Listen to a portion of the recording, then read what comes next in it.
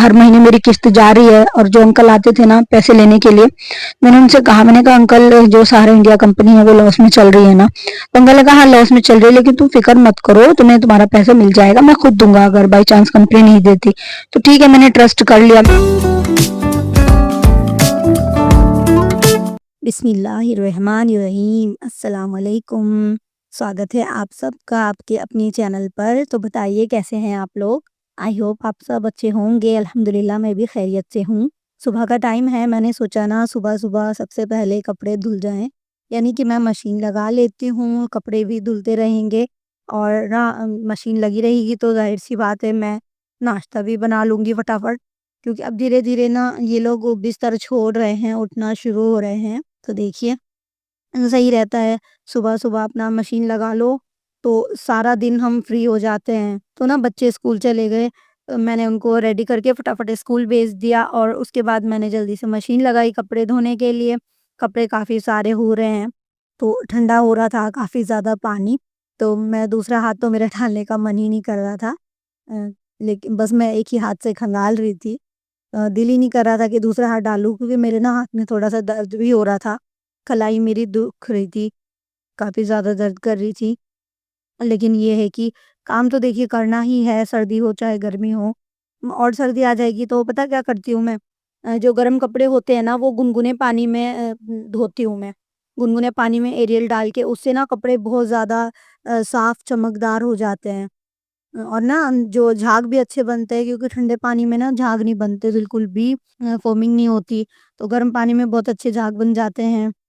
गर्म पानी करके और तब मैं सारे कपड़े मल देती हूँ उसी में। आटा गूँध के रखा हुआ है मैंने, बस मुझे नाश्ता बनाना है। ख़ैर मेरी बहन तो साफ-सफाई कर रही है कमरों में ना, और हस्बैंड मेरे ऊपर छत पे काम कर रहे हैं और ये लोग बस सुबह उठे वॉशरूम जा रहे हैं और यही सब हो रहा है। तो सब अपने-अपने काम में लगे हुए हैं। अम्मी मुझे कपड़े दे रही थी सीधे करके कि मशीन में डाल दो। मैंने कहा अच्छा ठीक है। तो इसी तरह से हम लोग काम कर रहे। मेरा भाई बाल बना रहा था फ्रेश होने के बाद। तो ये मुँह धो लिया इसने, सब बस मुँह धो रहे हैं, रेडी हो रहे हैं नाश्ता करने के लिए। बल्कि भाई तो मेरा आवाज़ लगा रहा था कि नाश्ता कब मिलेगा? मैंने कहा अभी देती हूँ बना के। अम्मी बना रही हैं चाय, चाय बनाने के लिए रख दी, मैंने दस्तरखान लगा दिया। मैंने कहा चलो फटाफट से नाश्ता बना के दे देंगे। तो गाइज़ मैं ना बाद में वॉइस ओवर करती हूँ, क्योंकि घर में काफ़ी ज़्यादा हल्ला-गुल रहता है, तो साथ में वॉइस ओवर ना नहीं करी जाती मुझसे। बहुत ज़्यादा हल्ला-गुल आता है, तो मैं बस बाद में वॉइस ओवर करती हूँ। और घर भी हमारा रोड पे है, तो मुझे बहुत दिक्कत होती है वॉइस ओवर करने में। तो मेरे व्लॉग्स भी अगर बने रहते हैं ना, वो सिर्फ़ और सिर्फ़ वॉइस ओवर की वजह से रुके रहते हैं, क्योंकि मुझे सही टाइम नहीं मिल पाता, रात में भी और दिन में भी वॉइस ओवर करने का। और आवाज़ तो ख़ैर मेरी है ही माशाल्लाह, उतनी अच्छी नहीं है आवाज़ मेरी। मैं ना वॉइस को अपनी एनहांस करके अपनी वीडियो में डालती हूँ। यानी पहले मैं पूरी वॉइस को रिकॉर्ड कर लेती हूँ, उसके बाद उसे ना अ, पॉडकास्ट में जाकर, एडोब पॉडकास्ट में जाकर अपनी वॉइस को एनहांस करके तब अपनी वॉइस में डालती हूँ, तब जाके ठीक आती है। मेरी ना वॉइस थोड़ी मतलब कि अच्छी, मतलब देखिए अल्लाह की बनाई हुई है, लेकिन ना चुभती है लोगों के कानों में। इस तरह से बोलते हैं कि तू बोलती है ना तो हमारे कानों में लगता है। कि जब मैं स्कूल जाती थी ना, तो जैसे हमारा ग्रुप बैठता था, बातचीत करता था, तो मेरी मैडम जो है क्लास टीचर, तो मुझे ना दूर से आवाज़ लगा देती थी, "हिना इधर आओ, कितना तेज़ बोलती हो, कितना लगता है तुम्हारी आवाज़ कान में।" दूर से मुझे सुनाई दे जाता है कि हिना बात कर रही। तो इस तरह से मेरी आवाज़ लगती है उनके कानों में। देखिए मेरी जो आवाज़ है वो मेरी अम्मी की जैसी है। मेरी अम्मी, खाला, बहनें, तो ये मेरी नानी, तो ये ना मैं जो है अपने ननिहाल पे हूँ। आवाज़ के मामले में सब हम लोगों की आवाज़ ना एक जैसी मैच करती है बोलने में। आज ना आप लोगों के साथ में एक बात शेयर करूँगी जो मैंने अभी तक की नहीं। पता है यार, मैंने ना अपनी लाइफ़ में फर्स्ट टाइम अपनी सेविंग की और पैसों की, मतलब सेविंग की, और वो ना जो है कि स्कैम में, धोखाधड़ी में ही चले गए। दरअसल आपने सहारा इंडिया का नाम तो सुना होगा, जो कि इंडिया की किसी ज़माने में बड़ी कंपनी हुआ करती थी।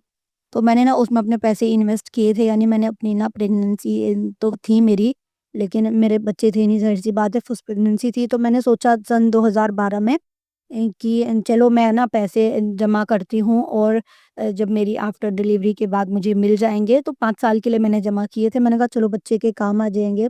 उसके फ्यूचर में। मुझे पता है कि इंटरेस्ट वगैरह मिलता है, लेकिन मैंने सोचा था कि इंटरेस्ट मैं नहीं लूँगी, सिर्फ़ अपने जमा-जमा लूँगी और इंटरेस्ट मैं जो अंकल हमारे आते थे ना पैसे लेने के लिए, उनको दे दूँगी। ठीक है, मैंने इस तरह से सोचा था, पैसे डाले भी थे। अब पैसे मैं डाल रही हूँ, लेकिन मेरे ना हर महीने मेरी किस्त जा रही है, और जो अंकल आते थे ना पैसे लेने के लिए, मैंने उनसे कहा, मैंने कहा अंकल जो सहारा इंडिया कंपनी है वो लॉस में चल रही है ना? तो अंकल ने कहा हाँ लॉस में चल रही है, लेकिन तुम फ़िक्र मत करो, तुम्हें तुम्हारा पैसा मिल जाएगा, मैं खुद दूँगा अगर बाई चांस कंपनी नहीं देती। तो ठीक है, मैंने ट्रस्ट कर लिया, मैंने ना सारी किस्तें दे दी। उसके बाद अंकल ने जो है मेरी बुक वगैरह जमा कर ली, और जो बुक थी वो जमा कर ली जिसमें वो पैसे ऐड किया करते थे, और उन्होंने मतलब आए ही नहीं। उन्होंने फिर अपनी शक्ल दिखाई नहीं। फिर मैं उनसे फ़ोन पर बातचीत कर, ये कब मिलेंगे पैसे, कब मिलेंगे? तो कहते रहे कि बेटा 3 महीने लगेंगे, इतनी जल्दी नहीं मिलता, टाइम लगता है। ऐसे करते-करते आज 2024 हो गया और वो पैसे नहीं मिले। पैसे 1 साल के लिए आगे बढ़ाए, बॉन्ड बना के दे दिया कि आपके पैसे 1 साल के लिए आगे बढ़ा देते हैं, इससे आपका इंटरेस्ट बढ़ेगा। हालाँकि मैंने मैनेजर के भी पास गई और ऑफ़िस के बहुत चक्कर काटे। मैनेजर को कहा कि सर मुझे इंटरेस्ट नहीं चाहिए, जो मेरे जमा है वो दे दो, मेरी मेहनत का पैसा। और इस बीच इतनी दिक्कतें आई, इतनी मुश्किलें आई, मेरी प्रेगनेंसी में भी बहुत ज़्यादा दिक्कत आई, मेरी डिलीवरी में।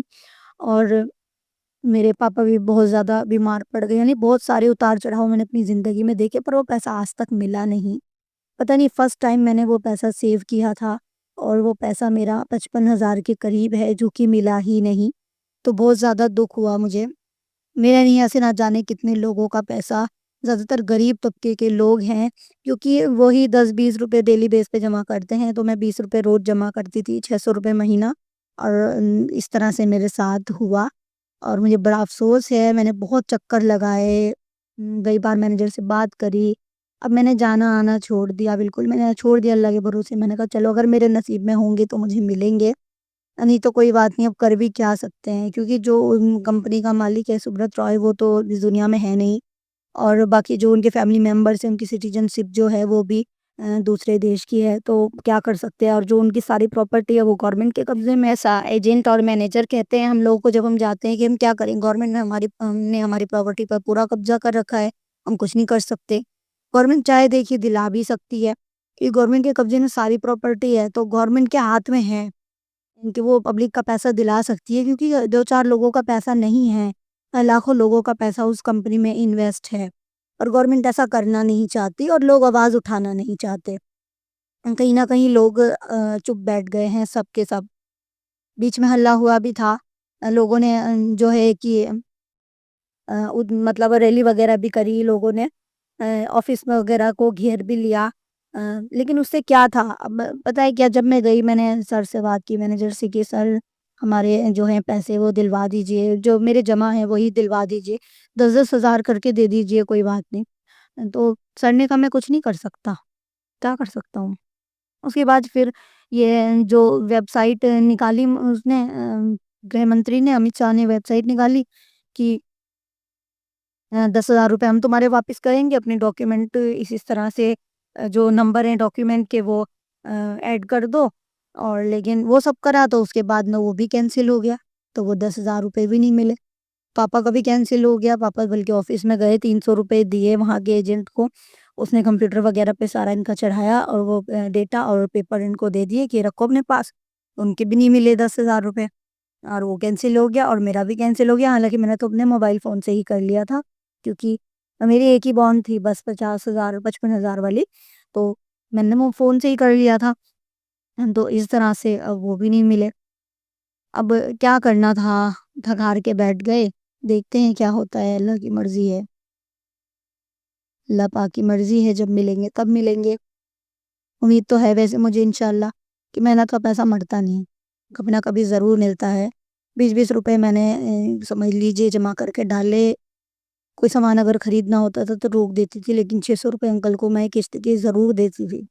मैंने अपनी ज़िंदगी में जो है बहुत तंगी के दिन देखे हैं, बहुत तंगी के दिन, बहुत ज़्यादा। ये हर बात व्लॉग्स में नहीं बता सकती, क्योंकि बहुत सारी चीज़ें पर्सनल होती हैं, बहुत सारी, और मेरे हस्बैंड ने मुझे मना भी किया है कि बहुत सारी पर्सनल बातें जो अपने घर की हैं वो मत करना सोशल मीडिया पे शेयर, अच्छा नहीं लगता।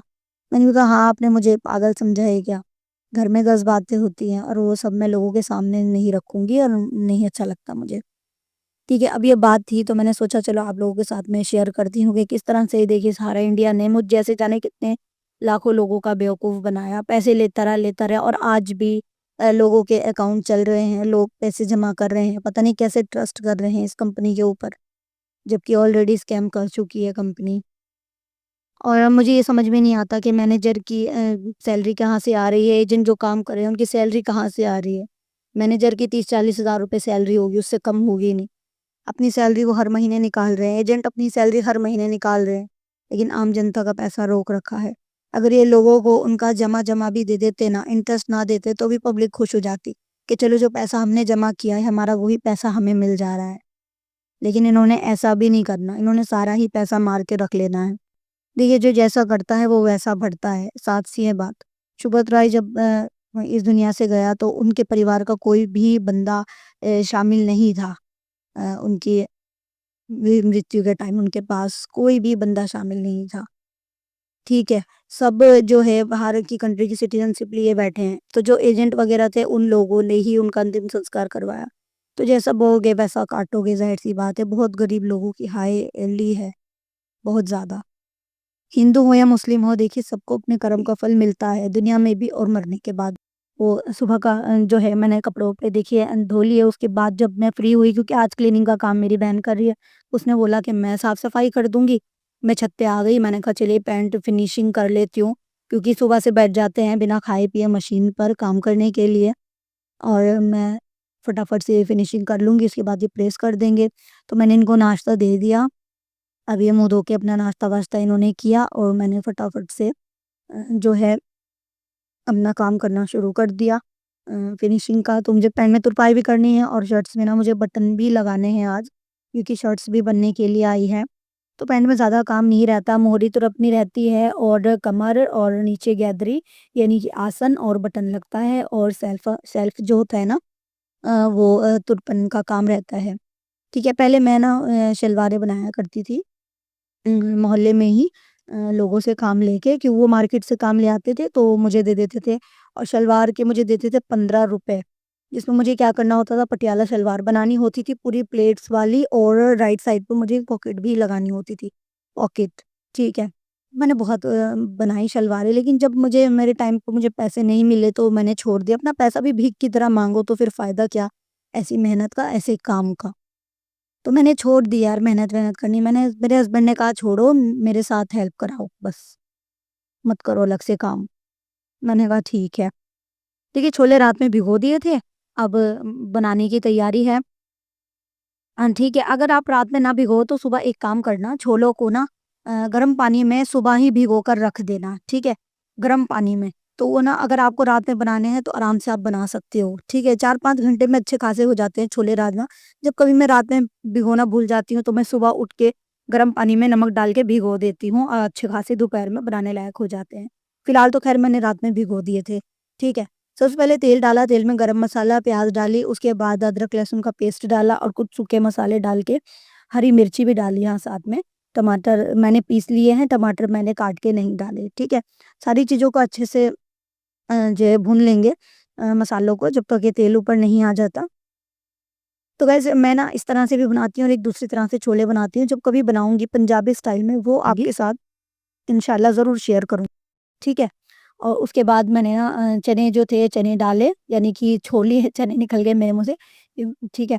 छोले डाले, छोले डाल के मिक्स किया और उसके बाद जो छोलों का पानी था वो डाल दिया, क्योंकि छोले उबालते हुए मैं उसमें डाल देती हूँ खड़े गरम मसाले, ठीक है। जो साबुत गरम मसाले होते हैं वो डाल देती हूँ, तो उसका जो जूस होता है ना, मतलब जो उसका अर्क होता है, वो सारा जो है छोले के पानी के अंदर आ जाता है। और यहाँ देखिए पिंकू घुसी हुई थी अंदर और ये अल्फिशा चिंकी को लेकर आई। रोज़ शाम में इनको बाहर टहलना होता है और ये इसको बाहर टहलाने के लिए ले जा रही थी।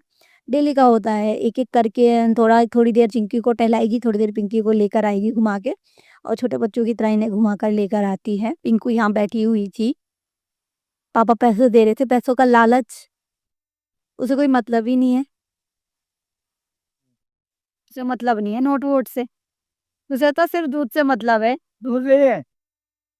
आजा, आओ, आओ मेरे पास, आओ, आओ जल्दी से। आओ, चलो, हाँ चलो छत पे चल रहे, आ जाओ, आओ मेरे पास, आओ बाबू, मेरा गुड्डा, आजा मेरा बाबू, मेरा सोना, चलो चलो मेरे साथ साथ आओ, आओ, देख लो गाइस कैसे मेरे पीछे पीछे लगी रहती है मेरा बाबू। हाँ, क्या, आओ, आओ मेरे पास, आओ, आओ, हम्म, आओ, मेरा गुड्डा है छोटा सा, मेरा बाबू, अरे मेरा गुड्डा। इनको को छत पे ले गई मैं खाना देने के लिए। फिर मैंने ना इसको खाना दिया और बस अब इनको ना बंद करने का टाइम आ गया, क्योंकि सर्दी ज़्यादा हो गई है तो बस ज़्यादा देर खुला नहीं रखती। इनको फ्रेश कराया, इन्होंने सूसू पोटी जो करना था किया और उसके बाद मैंने इन्हें खाना दे के बंद कर दिया। ठीक है, छत पे ज़्यादा अंधेरा है तो मैंने शूट किया नहीं, क्योंकि कोई फ़ायदा नहीं है, कुछ दिखाई नहीं देता। और यहाँ छोले भी बन के तैयार हो गए थे रात के डिनर में, तो मैंने फटाफट हरा धनिया डाला और गरम मसाला भी डाला था और अल्फिशा आ गई खाने के लिए कि मम्मा मुझे खाना दे दो। तो मैं उसके लिए खाना निकाल रही थी, मैंने सोचा चलिए ये है छोले और रोटी पहले पापा के लिए निकाल देती हूँ, क्योंकि शाम के टाइम रोटी खाएँगे, उसको उनको ना वैसे भी खाँसी हो रही है थोड़ी-सी, तो चावल नहीं खा रहे रात में। अल्फिशा को दूँगी चावल और छोले, क्योंकि उसको छोले-चावल बहुत ज़्यादा पसंद है। ठीक है। और ये देखिए काफ़ी अच्छे बने हैं और थोड़े से ना छोले ना मैं ना मैश भी करके डालती हूँ। इससे क्या होता है सालन ना गाढ़ा हो जाता है। ठीक है। और सोडा नहीं डालती मैं उबालते हुए, क्योंकि सोडा डालने से ना छोले का कलर ब्लैक हो जाता है और पेट भी ख़राब हो जाता है घर में ना सबका, तो बस मैं इस वज़ह से सोडा-वोडा नहीं डालती। हाँ, रात में इसको भिगो दिया था और सुबह तो माशाल्लाह बहुत मोटे-मोटे हो गए थे। 2 वैरायटी के छोले आते हैं, एक छोटे आते हैं, एक बड़े आते हैं, तो ये बड़े वाले हैं, ये बहुत बड़े-बड़े हो जाते हैं सुबह तक फूल के, अगर रात में इन्हें भिगो दिया जाए। तो अल्फिशा को खाना-वाना दे दिया था। गाइस वीडियो को लाइक कीजिए, शेयर कीजिए, अपने फ्रेंड सर्कल में मेरा सपोर्ट कीजिए, नए हैं तो चैनल को सब्सक्राइब कीजिए बेल आइकन के साथ। दुआओं में याद रखिएगा और ऐसे ही अपना प्यार मुझे देते रहिएगा। कैसे करने हैं? Like share and subscribe. अस्सलाम वालेकुम।